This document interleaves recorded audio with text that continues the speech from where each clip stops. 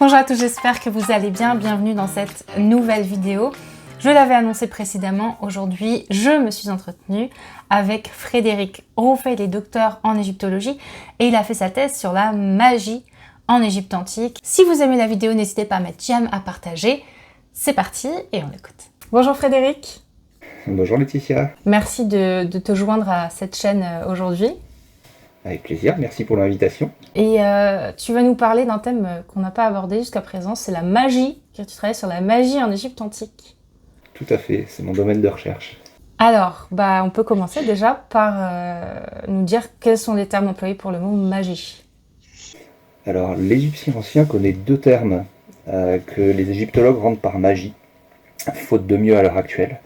Deux termes qui dénotent de deux types de magie entre guillemets différentes.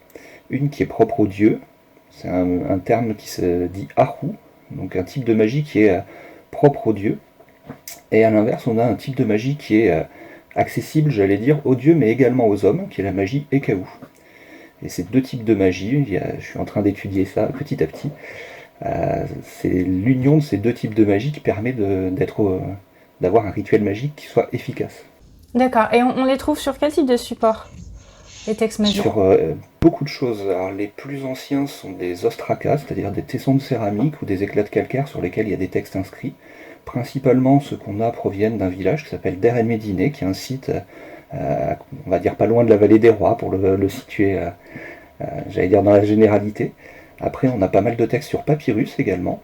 On a beaucoup de textes magiques sur un type de stèle très particulière qui s'appelle les stèles d'Horus sur les crocodiles, qui en fait simplement représente un dieu Horus enfant qui marche sur des crocodiles et qui tient dans ses mains des animaux dangereux et venimeux, des lions, des serpents, des scorpions.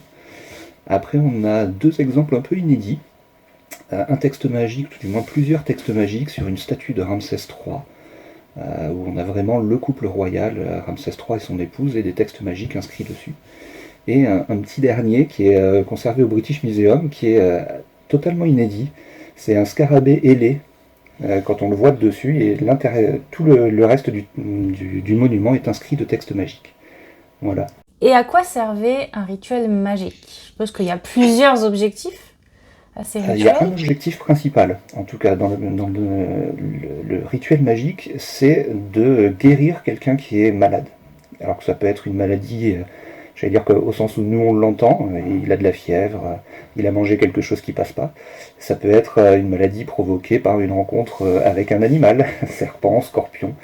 On a même certains textes qui nous parlent de guérir des morsures humaines. Donc c'est pour dire, on a pas mal de choses. En fait, l'objectif des textes magiques et de la magie, plus précisément de la magie Ekaou, donc celle qui est à la fois propre aux hommes et aux dieux, nous est rapporté par un texte qui s'appelle l'enseignement pour Méry Carré, dans lequel il est clairement écrit, noir sur papyrus, que le dieu a donné aux hommes la magie Ekaou pour repousser un coup du sort. Littéralement le bras de ce qui pourrait arriver. Voilà, donc l'objectif c'est de contrer quelque chose qui, on va dire, pas dans la logique des choses.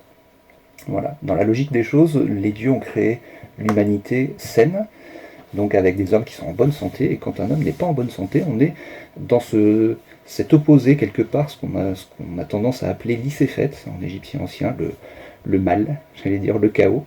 Et le but du texte magique, c'est de rétablir en fait l'homme dans son état normal. Et est-ce qu'on a d'autres buts des rituels? Est-ce que les rituels servent à autre chose que ça? Alors, on a un cas inédit, puisqu'on en connaît un seul. Là, je parle vraiment pour le côté période égyptienne pure. C'est ce qu'on appelle un charme d'amour, où de manière très poétique, on a un scribe ou un magicien, on ne sait pas vraiment qui rédigeait les textes, sur laquelle est inscrit un document.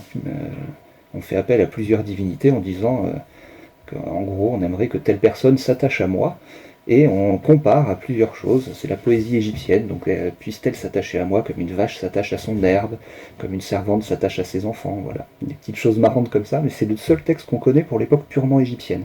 Après, dès qu'on arrive sur l'époque ptolémaïque, donc plus récente, notamment où on a des textes grecs qui arrivent, on a une magie amoureuse, telle qu'on l'appelle, qui est un peu plus fournie.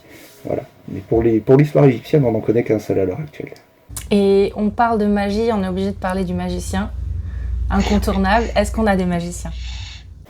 Alors, c'est une question qui est très délicate, parce que dans les textes magiques à proprement parler, on a une seule fois un mot qu'on pourrait traduire par magicien, qui est Ekai, donc qui est lié à ce mot Ekau, magie Ekau. Littéralement, c'est celui qui utilise la magie Ekau. Mais comme on l'a dit tout à l'heure, c'est une magie qui est à la fois propre aux hommes et aux dieux, donc ça ne nous renseigne pas vraiment sur le magicien.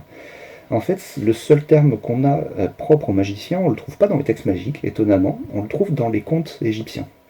Dans les contes, c'est-à-dire des récits, un peu comme nos livres, qu'on pourrait lire pour se divertir. Et on a notamment les contes du papyrus Westcar, dans lesquels on a 3 magiciens qui apparaissent, de manière un peu plus tardive, donc un peu plus récente pour nous au niveau de la chronologie. On a un magicien dans le papyrus Vendier, et on a également des magiciens dans des textes démotiques, les contes de Setné. Setné Raemwaset. Et à chaque fois, le terme employé est Hieri Hebet Heritep. Alors c'est un terme un peu barbare prononcé comme ça. Pour faire simple, c'est le prêtre ritualiste en chef.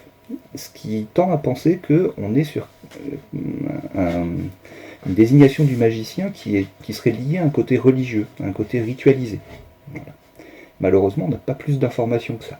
Ouais, je veux dire, que fait-il? Mais du coup, à part ça, on n'en sait pas plus. Ben, que fait-il? On a un seul texte sur un papyrus conservé au musée de Turin qui nous apprend que le malade est amené au magicien. Amené au sens, il est porté sur l'épaule comme s'il était inconscient, et on nous dit qu'une fois qu'il est conscient, il sort de lui-même, donc il a retrouvé ses facultés, il peut sortir. Ce qui tendrait à nous expliquer qu'il y aurait peut-être un endroit où on pourrait amener le malade, et à part dans un temple à l'heure actuelle, on n'a pas vraiment d'autre idée de où pourrait être cet endroit. Est-ce que le magicien aurait une petite officine, un petit cabinet dans lequel on pouvait aller le voir? Je ne sais pas. Une sorte de guérisseur. C'est ça. Mais c'est le rôle du magicien est assez semblable quand on regarde les textes au rôle du médecin. Le but, c'est quand même de guérir. Les deux objectifs sont assez similaires, mais c'est la manière de faire qui est différente. Voilà. Les textes, d'un point de vue égyptologique, en fait, on différencie vraiment les textes médicaux et magiques, dans le sens où les textes médicaux n'ont pas de formule à réciter. Alors que dans les textes magiques, on va réciter une formule pour amener à la guérison du patient. Le plus souvent, on va utiliser des dieux et faire des comparaisons entre l'état du malade et l'état de la divinité. Et comme dans le récit qu'on annonce, la divinité va être guérie, de la même manière, par similarité quelque part, le patient va lui également être guéri. D'accord. Et ces textes, donc on a parlé des papyrus, et peut-être plus précisément, ils prennent quelle forme? Alors, ils ont toujours une structure assez similaire aux textes médicaux, là encore.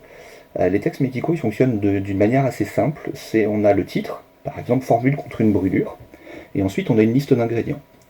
Entre les deux, dans la formule magique, dans le texte magique, il y a une petite formule qui va venir s'insérer, et donc on va avoir formule pour une brûlure, et on va comparer, par exemple, on va raconter l'histoire du dieu Horus, qui, enfant, se baladait dans les marais du delta, et puis d'un coup se brûle d'une manière ou d'une autre, et c'est le plus souvent sa mère Isis qui va venir le guérir. Et ensuite seulement, à la fin de cette formule à réciter, on a les ingrédients avec, par exemple, du miel à mettre sur la blessure. Voilà, on a vraiment une structure tripartite, le titre, la formule et la prescription médicale. Quelles sont les attestations les plus anciennes de ces textes magiques? Les attestations les plus anciennes, si on garde vraiment cette structure tripartite, on est au Moyen Empire. On se situe au Moyen Empire dans une tombe très précise qui nous a livré pas mal de documents, qui est la tombe numéro 5 du Ramesséum. Parce que le Ramesséum, même s'il a son nom de Ramsès plaqué sur lui, j'allais dire, en fait il a été construit sur des tombes et sur un monument plus ancien, et dans l'une de ces tombes on a découvert ce qu'on appelait la cachette du magicien. Il y avait des statuettes avec des divinités féminines à tête de lion, il y avait ce qu'on a appelé des baguettes magiques, mais je ne suis pas très très fan du terme, il y avait des ivoires magiques, là aussi c'est encore autre chose, et il y avait énormément de papyrus, dont des papyrus littéraires, mais également des papyrus magiques, et c'est vraiment à cette période-là qu'on a, à l'heure actuelle, les textes dits magiques les plus anciens. Voilà. Sachant que je parle bien de cette structure tripartite, après on a quelques égyptologues qui confondent parfois magique et funéraire. Voilà. Pourquoi il y a une confusion entre magique et funéraire? Qu'on peut peut-être du coup dire pourquoi est-ce que... Mais en fait, c'est pas parce que le mot magie apparaît dans un texte que le texte doit automatiquement faire référence, ou tout du moins être catégorisé comme étant un texte magique. Voilà. Par exemple, on parlait de la magie Haru tout à l'heure, cette magie qui est propre aux dieux.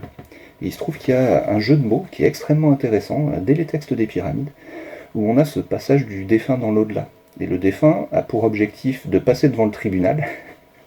Et une fois son passage devant le tribunal effectué, une fois qu'il a été reconnu comme étant juste de voix et digne de passer, j'allais dire, dans la vie après la mort, il devient un esprit Haru. Donc on a un jeu de mots puisqu'il passe dans l'horizon arrête, devient un esprit Haru et acquiert la magie Haru. Donc il y a des jeux de mots comme ça, mais c'est pas pour autant que ça en fait des textes magiques. Ça reste un rituel funéraire, mais on a une petite explication de comment est-ce qu'on acquiert cette magie Haru, par exemple. D'accord, donc c'est juste c'est une évocation de la pratique, mais c'est pas un texte magique, quoi. C'est ça. Mais après, ça a toujours été très difficile parce que la définition des textes magiques, elle a été vraiment établie par Joris Borhout, qui était un égyptologue néerlandais, un grand spécialiste de la magie, et à la suite des premiers papyrus publiés dans les années 1930 par Gardiner, ce sont vraiment les deux grands chercheurs principaux qui ont travaillé sur les textes magiques. Voilà. Mais la structure n'avait pas été vraiment mise en évidence avant, mais c'est vrai que dans les tout premiers temps de l'égyptologie, on voit le mot magique apparaître un peu partout. Ouais. Alors que maintenant, on a quand même de quoi dire, voilà, attention, ça désigne un type de texte bien défini. Donc clairement, le livre des morts n'est pas un livre magique. Et non. Contrairement à ce que nous dit la momie. Voilà, mais dans la momie, le livre des morts est relié en cuir, donc ça va. Ouais, et puis c'est un livre, surtout. C'est un vrai livre. J'allais dans les conceptions et dans ce qu'on considère de magie aujourd'hui, on a toujours des magiciens et des sorciers et des mauvais sorciers. Est-ce qu'on retrouve cette dimension-là, le mal contre le bien? Ouais. Et pour paraphraser ou copier un petit peu une réplique de film, je pense pas qu'il y ait de bonne ou de mauvaise magie. Mais en fait, la magie, est vraiment, pour reprendre ce texte de Mary Carré, c'est une arme, c'est-à-dire que c'est un objet. Il faut le comprendre comme un bâton. Un bâton, je peux l'utiliser moi de manière positive, c'est-à-dire je suis fatigué, je vais m'appuyer dessus. Je peux l'utiliser de manière négative, j'ai quelqu'un qui m'embête, je vais lui taper dessus à coups de bâton. Mais le bâton en lui-même, il n'est pas positif ou négatif, c'est l'utilisation que j'en fais qui va être bonne ou mauvaise. Et c'est vraiment cette conception-là de la magie égyptienne. Il n'y a pas du tout cette notion, comme nous, comme tu le dis à l'heure actuelle, de magie noire, magie blanche, magie rouge pour la magie amoureuse, magie verte pour la magie de la nature. Enfin, il n'y a pas de couleur dans la magie égyptienne. Mais il y a vraiment cette notion de la manière dont on va utiliser la magie pour arriver à ses fins. Et on a vraiment plusieurs exemples. Alors, outre les textes magiques, et par exemple, on parlait des contes du papyrus Westcar, où la magie est utilisée dans un sens relativement positif, même si on va faire un crocodile de cire pour aller emporter un homme, c'est peut-être pas automatiquement positif, mais dans les cas vraiment négatifs, on a le cas du complot du harem, qui est un texte qu'on connaît à l'époque ramesside, et dans lesquels on nous dit qu'on a un magicien, qui est nommé clairement dans le texte, toujours avec ce titre supérieur, prêtre ritualiste en chef, et on nous dit clairement qu'il est parti servir dans les rituels magiques du pharaon. Voilà. Et il va pervertir les hommes, faire passer des messages, voilà. Là, on est vraiment dans le côté négatif. Mais encore une fois, la magie n'a pas de bon ou de mauvais côté. C'est un peu ce que donnait un texte, il me semble que c'est la formule 1130 des textes des sarcophages, dans lesquels le Dieu créateur dit il a créé le bien et le mal, mais c'est les hommes qui choisissent de faire l'un ou l'autre. C'est exactement ça, voilà. Toujours le même concept aujourd'hui. C'est ça, on n'a rien inventé. Et est-ce que pour reprendre, quand les formules sont utilisées à mauvais escient, si je puis dire, est-ce que les formules sont les mêmes ou est-ce que les mots sont mis à forme négative dans les textes en termes de... Quand il y a une magie négative, tout du moins pour le complot du harem, on est sur les papyrus Lee et Rollin notamment, et il se trouve qu'on ne nous donne pas les textes utilisés. On nous dit juste voilà ce qu'a pu faire le magicien. Il a perverti l'esprit des hommes, il a créé des hommes le texte n'est pas ultra clair sur ça, mais pour faire passer des messages de l'un à l'autre, et il a fourni des textes magiques à l'un des protagonistes, qui n'est pas nommé comme étant magicien, ce qui montre qu'on peut faire de la magie en sachant lire. Voilà. La magie passe par l'écrit et passe par la prononciation de la formule. Donc il faut être lettré. Oui, c'est pas, à mon avis, c'est pas quelqu'un du peuple qui peut lire. Par contre, je pense que pendant un moment, ces textes étaient réservés à une certaine partie des lettrés, justement, et je pense à mon sens, à l'heure actuelle, au côté religieux. Là, dans les Lamentations d'Hippour, qui est un texte où on a l'impression d'avoir un petit papy sur son vent qui se plaint qu'avant c'était mieux. J'aime toujours prendre cette image parce que je trouve qu'elle correspond bien au texte. Et il se lamente, en fait, il n'arrête pas de dire hélas, hélas. Et à un moment, il dit hélas, dévoiler les secrets d'antan et la magie est rendue accessible à tous. Voilà, alors on devine bien que c'est pas tout le monde, puisqu'il faut savoir lire, mais on devine que ce sont des textes qui sont rendus accessibles à un plus grand nombre. Un peu comme si nous on dévoilait des archives. Voilà, ça y est, les archives sont accessibles, allez-y. Et je pense qu'il y a cette notion-là à un moment. Et un texte magique extrêmement intéressant que je suis en train de... J'ai la chance d'avoir le droit de publication, c'est l'un des papyrus du musée de Turin. On a au musée de Turin une grosse collection de papyrus. Et il y en a une dont le titre nous manque un petit peu. On n'a pas l'énoncé, on ne sait pas à quoi sert cette formule. Par contre, le tout début de la formule nous dit qu'on est sur un décret d'Osiris. C'est le terme égyptien. Et c'est inédit dans les textes magiques, de commencer comme ça. La seule fois, à ma connaissance, ou l'une des rares fois où apparaît le dieu Osiris, c'est jamais bon signe. On a un type de texte sur les papyrus d'Ar el-Médinée où on parle d'être sous la mort d'une divinité. C'est pas les cas les plus sympas, c'est pas les cas les plus simples à guérir. On est sous la mort du dieu Ptah, on est sous la mort du dieu Thoth, et finalement on est sous la mort d'Osiris. Donc vous voyez, et le fois où on est sous la mort d'Osiris, la description clinique des symptômes du patient nous dit qu'il en a plus pour très longtemps. Donc quand on lit ce texte, on est un peu surpris à la lecture du papyrus de Turin, où on nous dit mais on a un papyrus qui débute par décret d'Osiris. Et en fait, derrière, ce qui est captivant, c'est qu'on a une liste de tous les types de morts qui pouvaient nous arriver en Égypte ancienne. Et on va avoir des morts assez classiques. On est tombé du haut d'un mur, on a glissé, on est mort à cause d'une fracture qui, on suppose, n'a pas été bien soignée ou quoi. On a des morts avec un os de poulet ou une arête de poisson. Donc c'est vraiment des choses un peu banales, j'allais dire, de la vie de tous les jours. Mais on a des choses aussi qui nous surprennent. On a des morts causées par des types de maladies ou des plantes qu'on n'arrive pas à identifier encore. On a un texte qui, moi, me surprend, une partie du texte qui me surprend, c'est la mort à cause d'un homme, causée par un coup porté par un homme qui agit en femme. Alors, on n'a aucune idée de ce que ça veut dire à l'heure actuelle. Voilà, il y a plein de petites choses intéressantes comme ça. Donc ce texte il est toujours en cours d'étude, il est extrêmement intéressant, il est extrêmement difficile aussi. C'est ça qui fait toute la beauté de la chose. Et il est inédit également par sa prescription médicale. Alors là, on pourrait hésiter sur le côté médical du terme, parce qu'en fait, il s'agit de regrouper toute une série d'excréments d'animaux. Il y a du chien, il y a du crocodile, il y a du serpent, tout ce qu'on peut imaginer de dégoûtant. Et on va fumiger la personne avec ce type d'excréments, ce qui, on suppose, doit être totalement ignoble à respirer. Il y a quelques prescriptions comme ça, dans lesquelles on va utiliser... un terme technique, c'est la pharmacopée excrémentielle, donc de l'urine ou des excréments, pour guérir, pour chasser un mal. Voilà. Mais cette formule-là, elle est inédite et extrêmement intéressante. Parce que mourir en Égypte ancienne. C'est ce que j'allais dire, ça fait beaucoup penser. Il y a une vidéo, une chaîne YouTube de Dr Mike, et dans une des vidéos, il est dans l'hôpital et il montre en fait qu'il recense les différents accidents, et justement, c'est rigolo, c'est qu'il dit voilà, il y a des gens qui sont tombés de tant de mètres sur le sol et c'est recensé. Et ça me fait penser à ça, c'est qu'il y a des choses qui sont complètement bizarres qui sont recensées, mais du coup, voilà, ça recense, et c'est très similaire, du coup, c'est vachement intéressant. La difficulté de ces textes, et la beauté quelque part de ces textes magiques, c'est qu'on est sur des textes qui sont écrits en néo-égyptien avec un mélange de moyen égyptien. C'est-à-dire qu'on est sur des textes où se mélange à la fois la langue, on va dire, liturgique et la langue parlée. Alors c'est super intéressant, mais c'est aussi ce qui est très compliqué parce que parfois on a des formes verbales qui sont identiques, j'allais dire, dans les deux, et on ne sait pas laquelle il faut choisir. Alors moi ça me passionne. Et du coup, si tu as le mélange des deux, tu me parles sur le même support ? Oui, dans un même texte. Donc du coup, ça veut dire que c'est quelque chose qui a été rédigé sur la durée, ou est-ce que c'est quelque chose qui a été rédigé vers Nouvel Empire et qui utilise le moyen égyptien ou pas ? Alors, on a toujours ce côté moyen égyptien dans le sens où, comme on est sur des textes qui sont pseudo-religieux, on reste sur de l'égyptien de tradition. Donc dans l'idéal, ils sont écrits en moyen égyptien. Le problème, c'est que, comme on a ce phénomène qu'on appelle de diglossie, où la personne qui rédige le texte, elle est obligée de le rédiger dans un état de langue plus ancien, et elle en parle un plus récent, mais il arrive que parfois il y ait des petites inclusions, on va dire, de langage parlé qui passent dedans.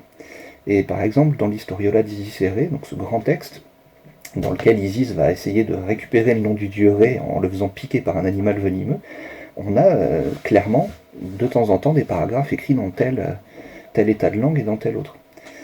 Et ça pourrait montrer une chose, c'est que on va s'inspirer de textes plus anciens pour rédiger des textes plus récents. Donc c'est pour ça qu'on aurait du moyen égyptien. Par contre, au bout d'un moment, on finit par arriver à des textes qui ne veulent plus rien dire. Et ça a été montré par Frédéric Servagent dans un article extrêmement intéressant où il avait repris un texte magique qu'on avait étudié en master ensemble, et dans lequel il y a tellement de textes qu'on comprend plus ce que ça veut dire. Il y a eu 8 personnes qui ont fait leur traduction, dont moi, et on a 8 traductions différentes. Parce que grammaticalement tout est bon, les 8 ont raison d'un point de vue grammatical, tout dépend de comment on analyse après le contexte qui va autour. Voilà. Et à force de donner du contexte et redu contexte et redu contexte, on finit par avoir quelque chose qui, je suppose, au niveau des anciens Égyptiens, devait leur parler. Et nous, mais je suppose, il nous manque également pas mal de choses, mais parfois c'est un peu compliqué. C'est la fin de cette vidéo, j'espère que vous avez aimé. On se retrouve la semaine prochaine, si je suis assez productive, pour une deuxième vidéo avec Frédéric Rouffet toujours, sur la médecine cette fois-ci. À la prochaine.